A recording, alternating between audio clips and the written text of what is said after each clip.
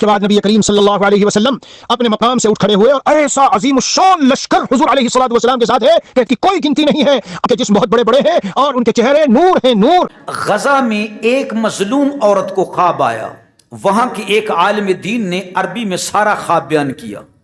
تو دیوبندی عالم نے عربی سے اسے اردو میں ٹرانسلیٹ کیا۔ اب یہ مفتی جو دیوبندیوں کے ہیں، یہ مفتی محمد امجد صاحب آف افریقہ ہیں، کہتے ہیں ٹرانسلیشن، جس دن ملعون یہودیوں نے ہسپتال پر بم گرا کر ہزاروں فلسطینیوں کو شہید کر دیا تھا، دکھی عورت نے مجھ سے اپنا خواب بیان کیا فلسطین کے عربی مولوی صاحب کو، کہ میں درود شریف پڑھ کر گریہ زاری کرتی ہوئی روتی ہوئی سو گئی، دیکھا کہ مسجد اقصی کے صحن میں حضور نبی مکرم شفیع معظم رحمت للعالمین صلی اللہ علیہ وآلہ وسلم تشریف لائے ہیں،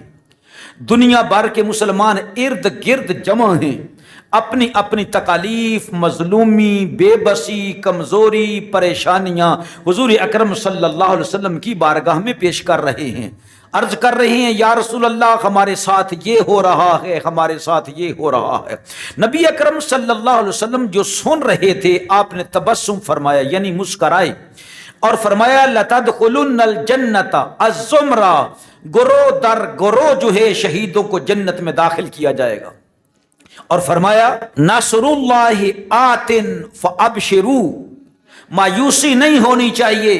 اللہ کی مدد آنے والی ہے، تمہیں بشارت ہو۔ عرض کی گئی متی ھذا الفوز، یا رسول اللہ اللہ کی مدد کب آئے گی؟ تو رسول اللہ صلی اللہ علیہ وسلم نے فرمایا ان الشہادۃ فی سبیل اللہ ہی الفوز الحقیقی، اللہ کی راہ میں شہادت یہ حقیقی کامیابی ہے۔ اپنے مصائب کو لوگوں نے بیان کیا، پھر نبی پاک علیہ السلام نے اپنی زندگی کے بارے میں ارشاد فرمایا جو مکی زندگی تھی، پھر عرض کی گئی یا رسول اللہ متی ھذا الفوز، وہ کامیابی کب تک آنے والی ہے؟ پھر آپ صلی اللہ علیہ وآلہ وسلم نے ارشاد فرمایا شہادت کی موت حقیقی کامیابی ہے۔ پھر نبی پاک علیہ السلام اپنی جگہ مبارک سے اٹھ کھڑے ہوئے، ایسا عظیم الشان لشکر آپ کے ساتھ ہے، اس کی کوئی گنتی نہیں ہے، اجسامہم ضخمہ، ان کے اجسام بہت بہت بڑے تھے، ان کے چہرے پر نور تھے، تلواریں تھیں، ان کے پاس نیزے تھے۔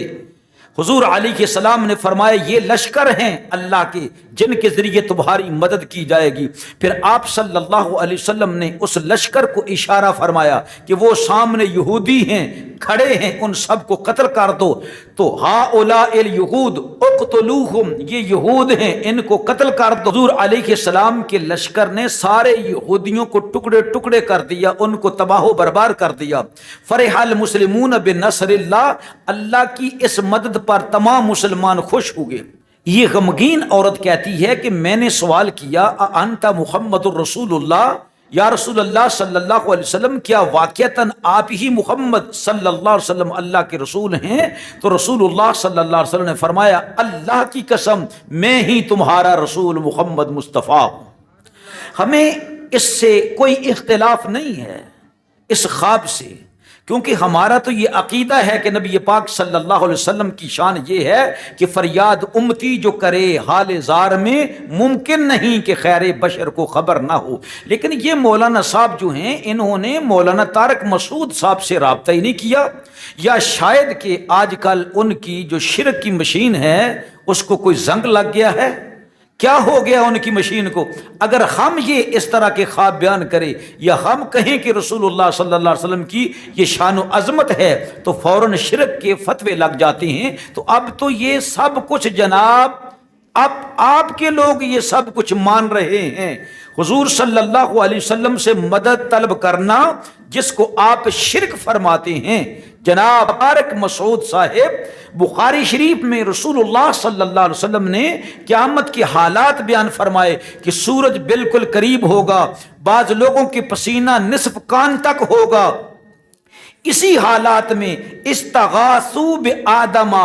حضور علیہ السلام فرماتی ہیں لوگ آدم علیہ السلام کو پکاریں گے اے اللہ کے نبی آدم ہماری مدد فرمائیں، پھر مدد نہیں ہوگی सुम्मा बे मूसा, तो मूसा अलैहिस्सलाम से मदद मांगेंगे, सुम्मा बे मुहम्मदिन, फिर मुहम्मद मुस्तफ़ा अलैहिस्सलाम की बारगाह में आकर मदद मांगेंगे, तो सारी कायनात के मददगार उस दिन क़यामत के दिन मुहम्मद मुस्तफ़ा सल्लल्लाहु अलैहि वसल्लम होंगे। ये सही बुखारी में भी मौजूद है, तबरानी के अंदर भी हदीस मौजूद है, इमाम बहकी भी इसे नकल करते हैं। हम तो अल्हम्दुलिल्लाह कुरान की आयात से साबित करते हैं, रसूलुल्लाह सल्लल्लाहु अलैहि वसल्लम की अहादीस मुबारका से साबित करते हैं, फिर भी हम पर शिरक का फतवा लग रहा है। और यही कुछ तो आपके अपने मुफ्तियाने किराम जो हैं जनाब अपनी जुबानों से तस्लीम कर रहे हैं कि रसूलुल्लाह सल्लल्लाहु अलैहि वसल्लम गैब का इल्म भी रखते हैं और हुजूर अलैहिस्सलाम फ़लस्तीन के लोगों के अहवाल से भी वाकिफ़ हैं, और चल कर नबी पाक अलैहिस्सलाम फ़लस्तीन आए हैं और लोगों को खुशखबरी भी सुनाई है कि लोगों तुम्हारी मदद होने वाली है।